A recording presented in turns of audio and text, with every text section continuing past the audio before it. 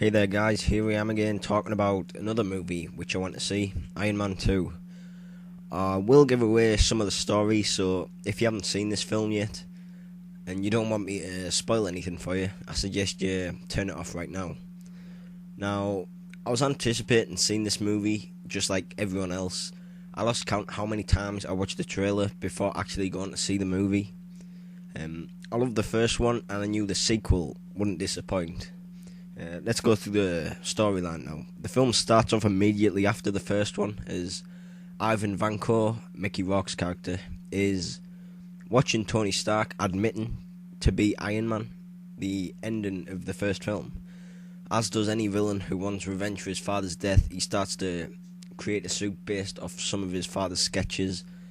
Anton Vanko, who was his father, worked with Tony Stark's father, Howard Stark, many years ago.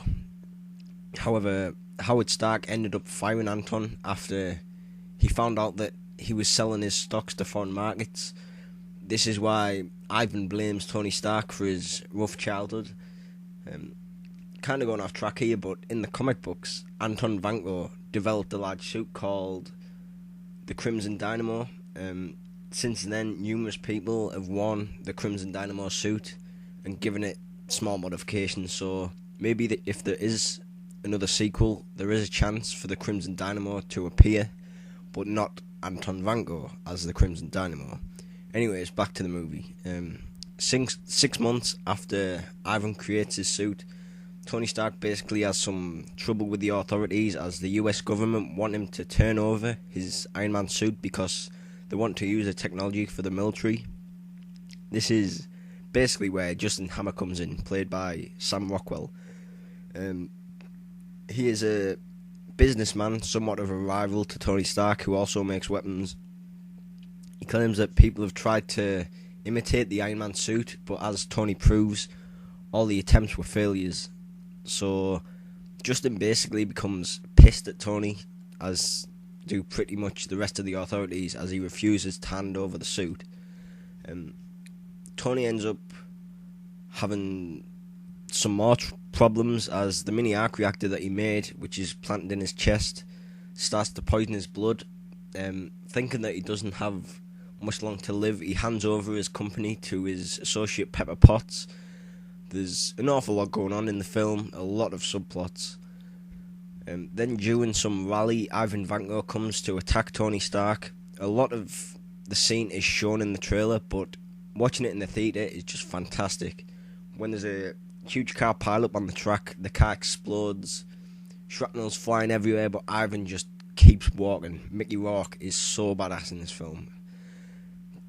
Tony then gets out his new toy, his briefcase suit. Now, this is also shown in the trailer and is one of the coolest gadgets you could have.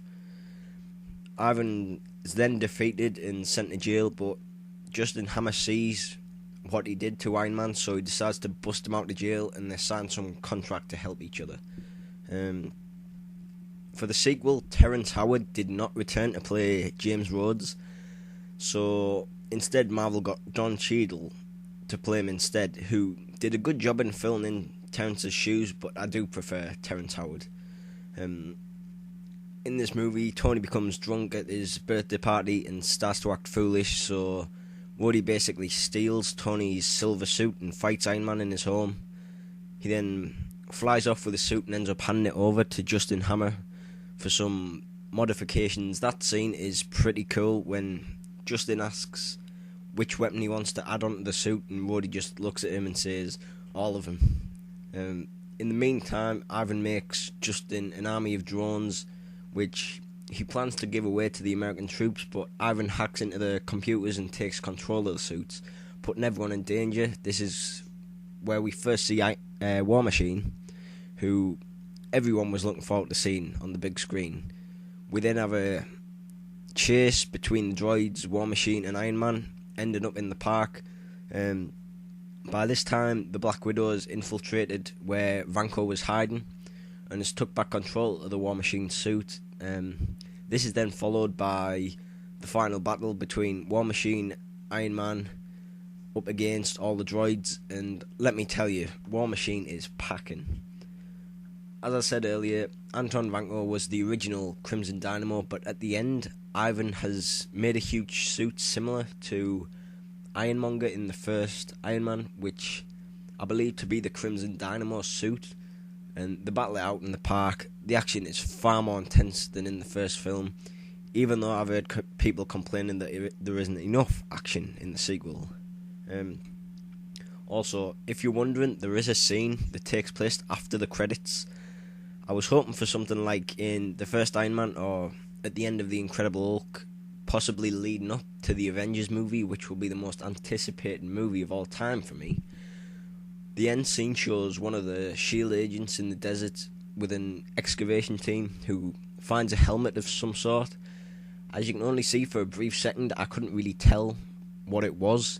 I thought it was one of Justin Hammer's droid helmets. Turns out that it was actually Thor's hammer that they were digging up. If you missed that scene, someone has posted it on YouTube, so you can see it there. Now, there was a lot of stuff that I've missed out in this video because there's so much going on.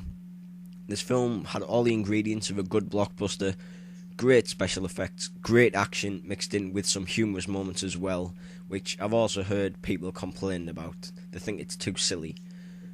In the film, Tony Stark and Pepper Potts' relationship grows even stronger, even though they're constantly arguing over something.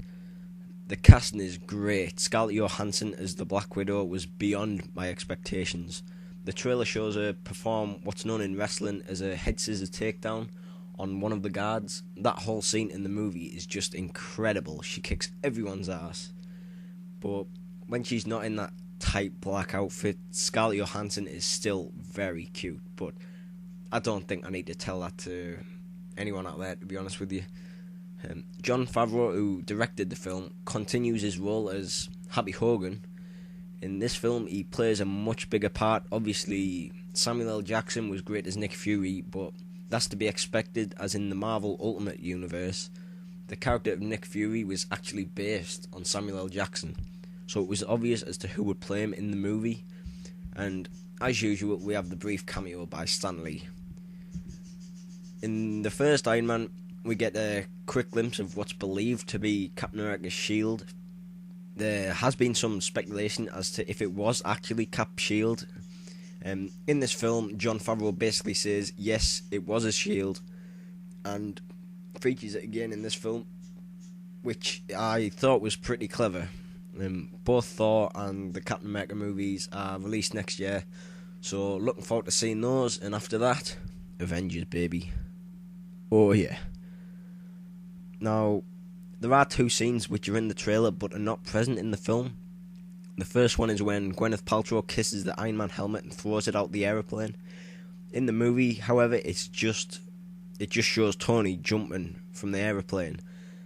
Also, the scene with the Black Widow wearing the Iron Man glove, that also is absent from the film. Another thing which some people may be disappointed at, I only recall 2 AC/DC songs in the movie.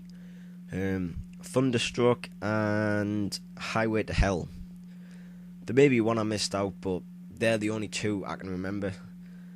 I have read other people's comments on IMDb, and they all seem to say that it's a good film, but some things are missing. And if you're one of those people out there, I want to know what you thought was missing from this movie, because I thought it was a fantastic film. It may be a bit early to say, but I probably enjoyed this movie more than the first one, and that's saying a lot.